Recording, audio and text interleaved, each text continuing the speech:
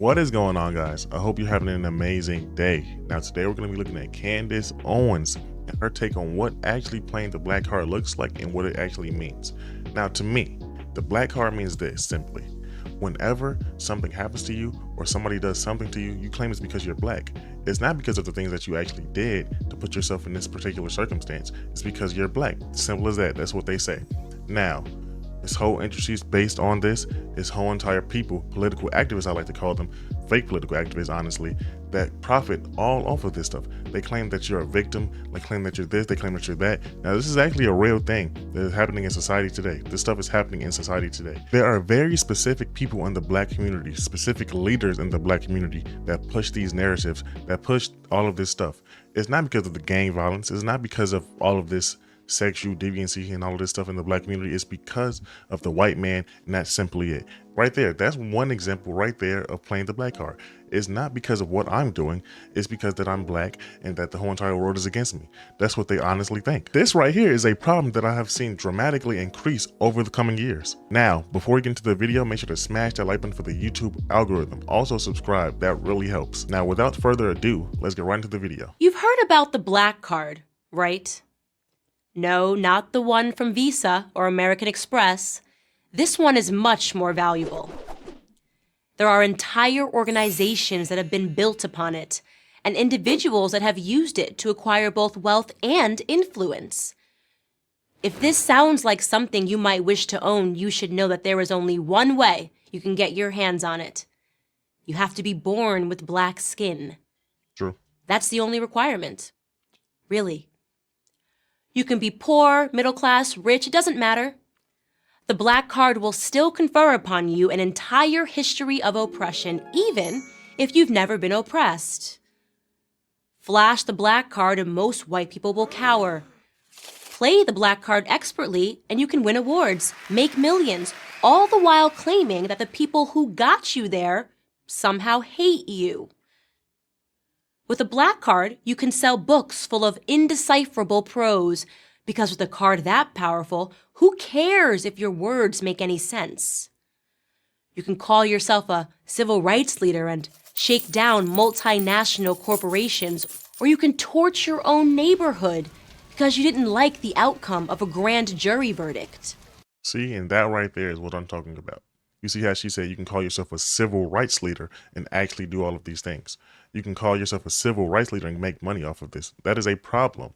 And like she just said right here, you can burn down your whole entire city if you have a problem with something and you can just play the black card. I'm black. This is why this happened to me. I'm hurting. The pollution is hurting me. That's why I'm burning down my own city that gives me, tax money, that gives me, businesses, that gives me jobs, which makes 0 sense. So what she's saying right now makes a lot of sense. Ironically, the people you might think have the most legitimate claim to the black card refuse to use it. Take my grandfather, for instance.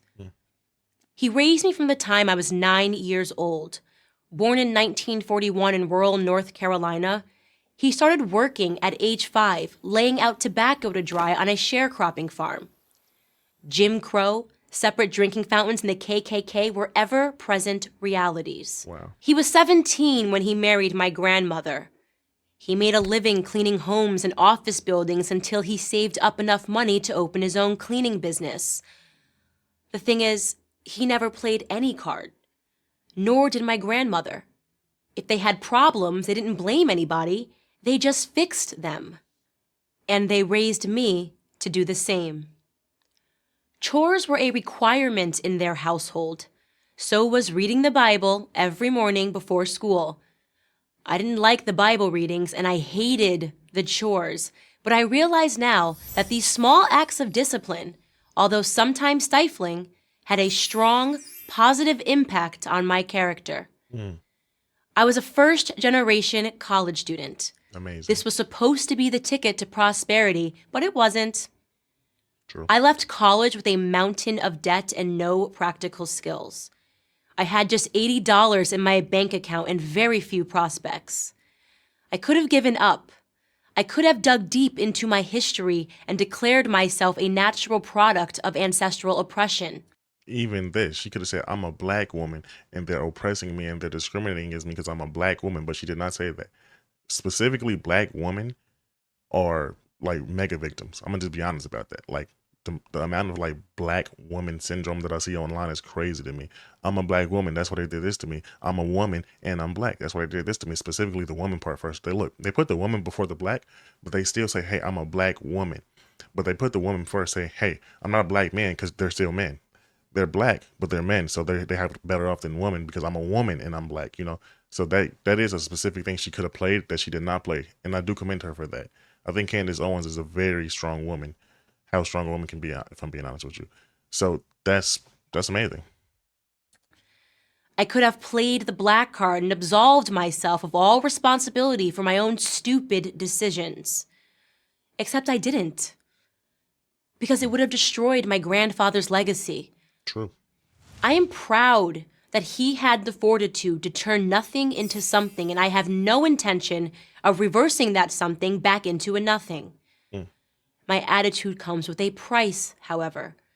Because if you are born black and you don't accept your natural status as a victim, then the validity of your blackness is immediately called into question. Well, so be it. Yep. They call you a coon. They call you an Uncle Tom. They call you, what's the new word that I just seen Tyreek and she used? Tether. I don't even know what that means specifically. So I know that coon and Uncle Tom is the stuff that I've heard a lot all my life for people that spoke against this type of stuff. Me specifically, I've only been called coon like twice. And Sambo, that's another one that I just heard too. Sambo, that's a new one. I've only been called a coon twice. I've been called a Sambo once. So this, because I'm fairly new to speaking my opinion on this stuff, so I'm just new at it. That's probably like why I haven't been called that too much. But I understand what she's saying. Your black card is black card. That's what the name of the video is. That's specifically questioned. Are you even black? Your blackness is questioned. She's right about this. If believing in myself, if accepting the responsibility for my failures somehow disqualifies me from owning an imaginary card, then let me be the first to declare that I don't want one. I also don't want Cornel West, Al Sharpton, or insert anyone else who uses their skin color to game the system as a role model. I already have my grandfather. If there is one thing that my family history has taught me, it's that— Wait, really quick. I just want to say that's amazing that she had her grandfather. Right there, that's amazing. Because me specifically, I don't think I've had any personal role model in my life that I could be taught the values that I currently have right now. The values to not be a victim, the values to, work hard, do all of that stuff. Work hard. I will say that those values were taught to me, except everything else. Like the not being victim thing, all of that stuff, that was perpetuated of my family specifically, and specifically for my father too, if I'm being honest with you. I say he's a good man. My father, he wasn't really in my life too much because he's been in and out of jail a lot, but he's still a very good man. He's trying to change now. We talk all the time now, but specifically he believes that, like the black victim thing, he believes in all of that stuff. So, he believes that the white man is trying to oppress us. He believes all of that stuff. So me personally, I got my values just like roaming the world, just talking to other people, just talking to people with different perspectives, actually connecting with people of different ethnicities, different colors, white people specifically. There's nothing wrong with white people. All of this stuff, I had to learn outside of my family for the most part. My mother is not a victim either. I will say that, but it was no positive male role models in my life specifically, because as you know, many black families just don't have positive male role models. So yeah, I think that's amazing that she had an amazing male role model in her life and an amazing role models in general. It seems like her grandparents, they were both married when they were young, and they both had an amazing example for her. So that's good. that I do not need a black card or an imaginary anything to make something of myself. For the record, my grandfather, now retired, lives in a home that he and my grandmother built on a plot of land they purchased in North Carolina, the very same sharecropping farm that he worked on as a small child. His story is unique. His story is beautiful because it's American. And that's the only card I've ever been interested in playing. I'm Candace Owens for Prager University. Nice. That was an amazing video right there. I'm gonna be honest with you. That was a good video by Candace Owens. She made a lot of sense right there. Basically, long story short, is that her grandparents taught her her values. I don't know about her parents, except her grandparents taught her her values from what she just said right here. She's saying, hey, they were amazing role models in my life. They told me, pull yourself up by your bootstraps. And not even, you don't even have to pull yourself up by your bootstraps. Just, grab the bootstraps in general, at least. Try to grab yourself from the bootstrap. You know what I'm saying? Like, a lot of people don't even try. A lot of people just say, hey, it's the white man's fault, and I'm never gonna be anything in life because of that. That's what a lot of people say.